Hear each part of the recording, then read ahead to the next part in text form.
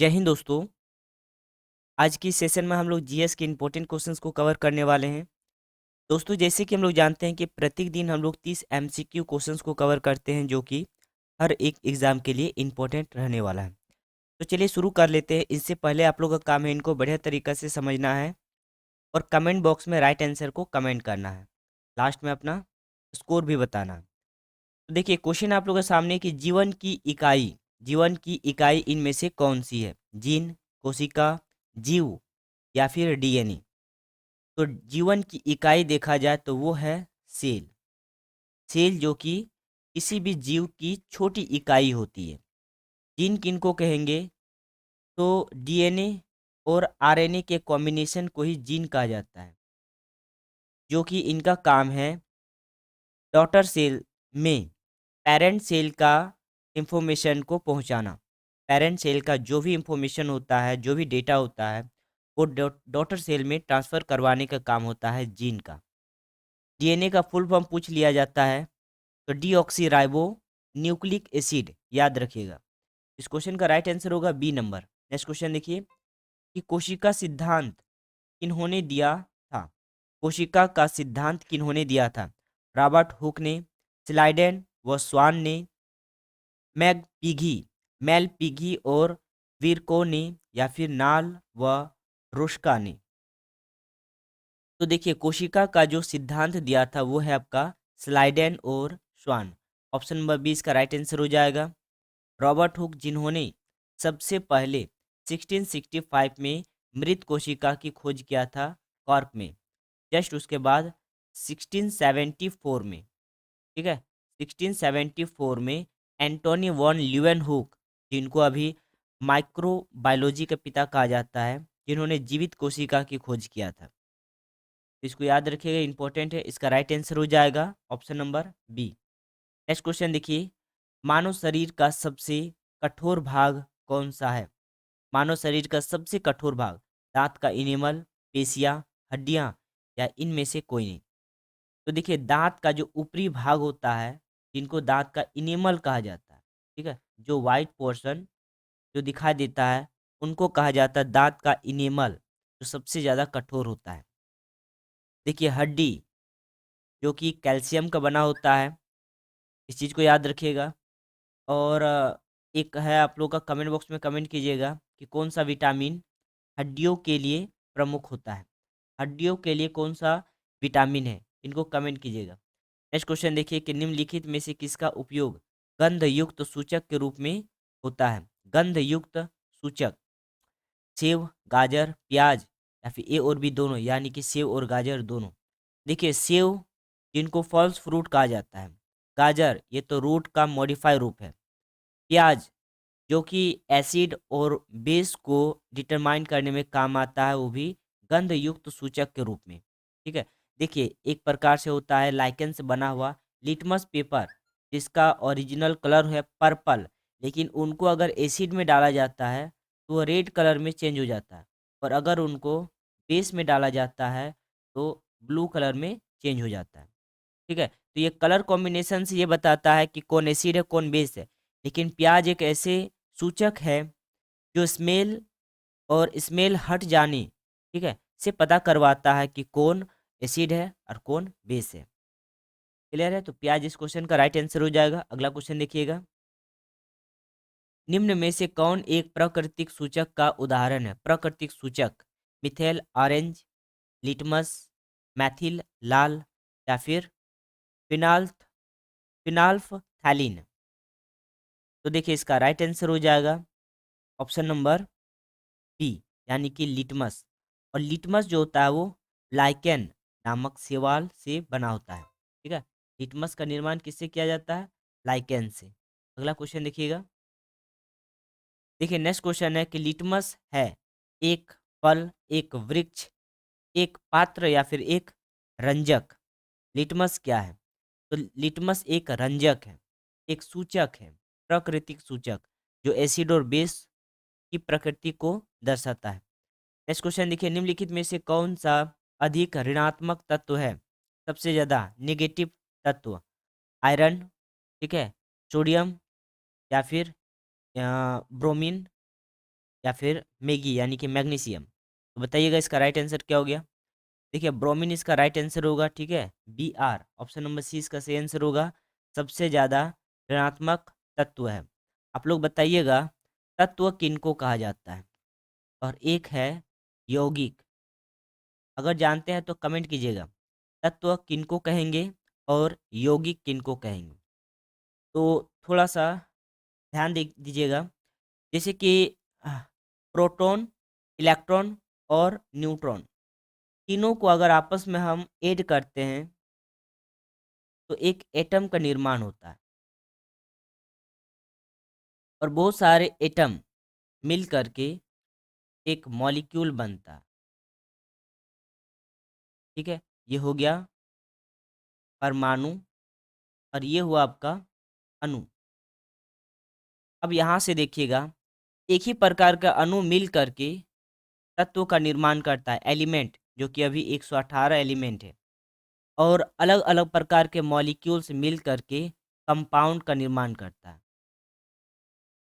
Compound का मतलब होता है यौगिक। यहाँ तक बात क्लियर है।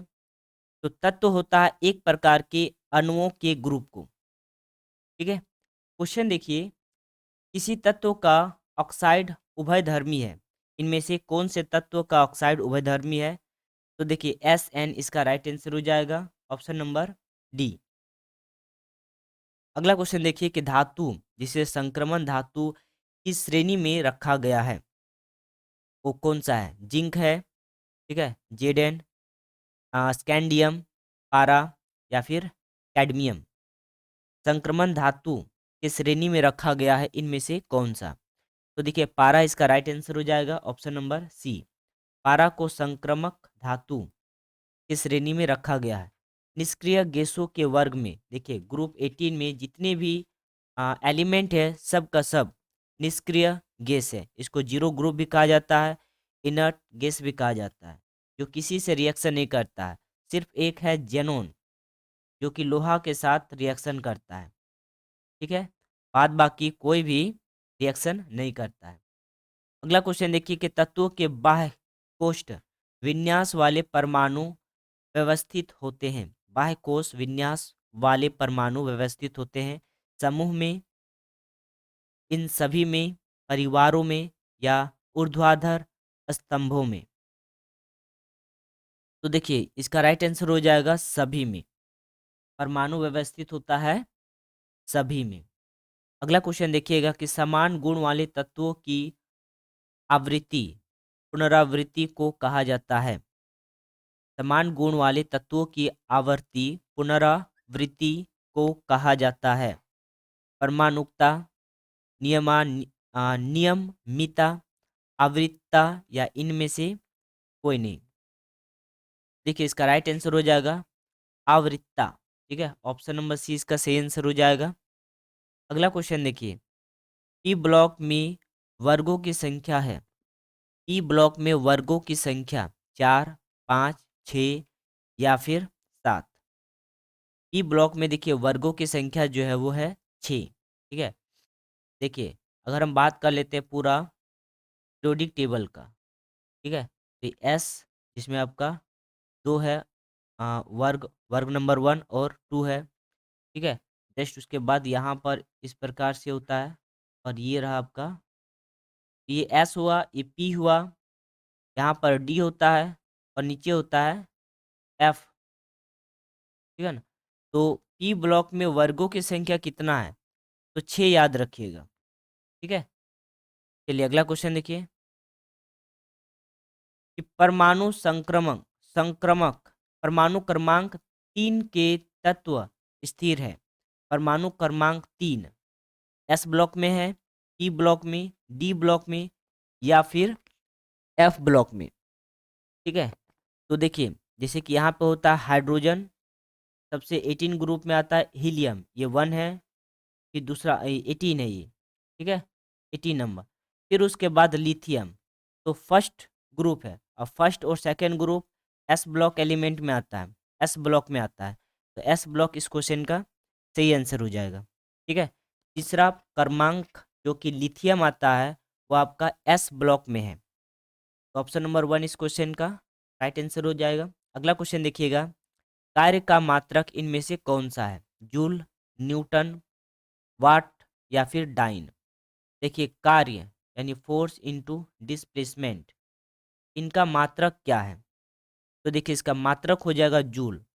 कार्य का मात्रक और एनर्जी का मात्रक जूल ही होता है। ठीक है, आप लोग कमेंट कीजिएगा कि एनर्जी कितने प्रकार को होता है और नाम भी कमेंट कीजिएगा।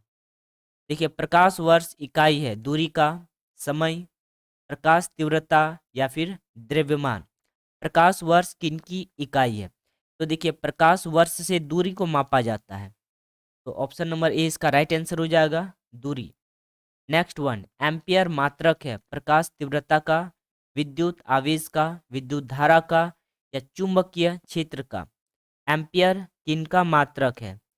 तो एम्पियर हो जाएगा विद्युत धारा का। विद्युत धारा इसका राइट आंसर हो जाएगा। अगला क्वेश्चन देखिएगा कि निम्नलिखित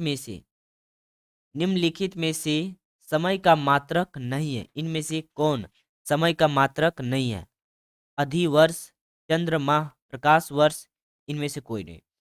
तो देखिए प्रकाश वर्ष से डिस्टेंस को मेजरमेंट किया जाता है, बाद बाकी अधिवर्ष, चंद्रमा, ये दोनों को दोनों समय मापने का यूनिट है। क्लियर है? अगला क्वेश्चन देखिए, पारसेक इकाई है, पारसेक किनकी इकाई है? दूरी, समय, प्रकाश की चमक या चुंबकीय बल। पारसेक दूरी का इकाई है, पारसेक से दूरी को मेजरमेंट किया जाता है। तो ऑप्शन नंबर ए इसका राइट आंसर हो जाएगा। नेक्स्ट क्वेश्चन देखिए कि ल्यूमेन किनका मात्रक है? ल्यूमेन किसका मात्रक है?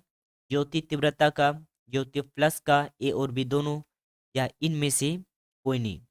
ल्यूमेन ज्योति प्लस का इस आ, मात्रक होगा। ठीक है, ल्यूमेन ज्योति प्लस का मात्रक है, यानी कि ऑप्शन नंबर बी इसका सही आंसर होगा। नेक्स्ट वन देखिए, पास्कल इकाई है। पास्कल किनकी इकाई है? आर्द्रता की, दाब, वर्षा या फिर तापमान। पास्कल किनकी इकाई है? तो इसका राइट आंसर हो जाएगा कि दाब। ठीक है, प्रेशर का इकाई हो जाएगा पास्कल। अगला क्वेश्चन देखिएगा कि कैंडिला, कैंडिला मात्रक है ज्योति फ्लक्स, ज्योति प्रभाव, ज्योति दाब या फिर ज्योति तीव्रता का। कैंडिला अगर देखा जाए तो ज्योति तीव्रता का मात्रक हुआ। क्लियर है? ज्योति तीव्रता इसका राइट आंसर हो जाएगा। नेक्स्ट क्वेश्चन, जंग प्रत्यास्था गुणांक का एसआई मात्रक है। ठीक है, यंग प्रत्यास्था गुणांक का एसआई मात्रक डाइन पर सेमी, न्यूटन पर मीटर स्क्वायर, न्यूटन पर मीटर स्क्वायर या फिर मीटर स्क्वायर पर सेमी। हाँ सेमी नहीं, सेकेंड। तो इसका राइट आंसर हो जाएगा न्यूटन पर मीटर स्क्वायर, या फिर इनको ऐसे भी लिख सकते हैं न्यूटन पर मीटर स्क्वायर। ठीक है, ये आपका प्रत्यास्था गुणांक का मात्रक है। अगला क्वेश्चन देखिएगा, निम्नलिखित युग्मों में से किन भौतिक राशियों के समान विमीय सूत्र नहीं है? समान विमीय सूत्र इसका नहीं है।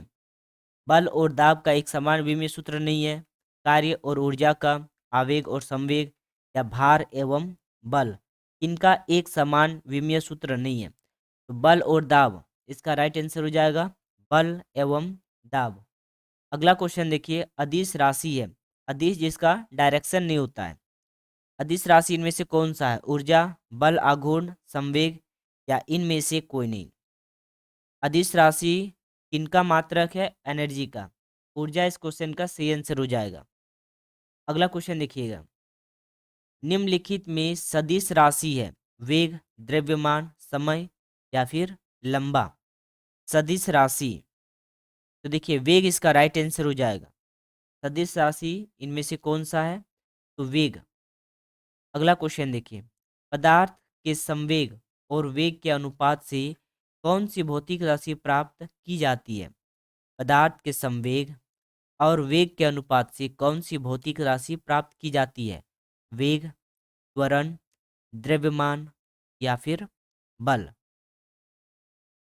तो देखिए इसका राइट आंसर हो जाएगा ऑप्शन नंबर सी, यानी कि द्रव्यमान। क्लियर है? ऑप्शन नंबर सी इसका सही आंसर हो जाएगा, द्रव्यमान। अगला क्वेश्चन, शून्य के स्वतंत्र रूप में गिरने वाली वस्तुओं की समान गति होती है, समान वेग होता है, समान त्वरण होता है, या फिर समान बल होता है। तो शून्य में स्वतंत्र रूप से गिरने वाली वस्तुओं की समान त्वरण होता है। ऑप्शन नंबर डी इसका राइट आंसर हो जाएगा, समान त्वरण। नेक्स्ट क्वेश्चन, जब 2 केजी वाले द्रव्यमान पर 5 न्यूटन का बल लगाया जाता है, जब 2 केजी वाले द्रव्यमान पर 5 न्यूटन का बल लगाया जाता है, तो उत्पन्न होने वाली त्वरण होगा, उत्पन्न होने वाली त्वरण क्या होगा? ठीक है, तो देखिए यहाँ पर हुआ कि 5 को आप 2 से डिवाइड देना है, ठीक है, ये हो जाएगा आपका 2.5, लेकिन 2.5 क्या होगा? 2.5 मीटर पर सेकेंड स्क्वायर। क्लियर है? मीटर पर सेकेंड स्क्वायर इसका राइट आंसर हो जाएगा, ऑप्शन नंबर ए। अगला क्वेश्चन देखिएगा, किसी भी स्थिर या गतिशील वस्तु की स्थिति और दिशा में तब तक कोई परिवर्तन नहीं होगा जब तक उस पर कोई बाह्य बल सक्रिय ना हो। यह न्यूटन के गति विस्मयक प्रथम नियम है, या फिर न्यूटन के द्वितीय नियम, न्यूटन के तृतीय नियम, या गैलीलियो के गति का नियम है। तो देखिए ये बताता है लॉ ऑफ इनर्शिया यानी कि जड़त्व का नियम, और वो आपका न्यूटन का प्रथम नियम है। ठीक है, न्यूटन का प्रथम नियम कि कोई वस्तु अगर गतिशील अवस्था में है तो वो गतिशील अवस्था में ही रहना पसंद करता है। वो रुक रहा है, इसका मतलब है कि उसमें कोई एक्सटर्नल फोर्स लग रहा है, या फिर वो मस्कुलर फोर्स हो, या फिर वो ग्रेविटेशनल फोर्स हो, जिनके कारण उनका गति में बदलाव आ रहा है। ठीक है, तो ये बताता है जड़त्व का नियम। चलिए मिलते हैं दोस्तों नेक्स्ट क्लास। Thank you.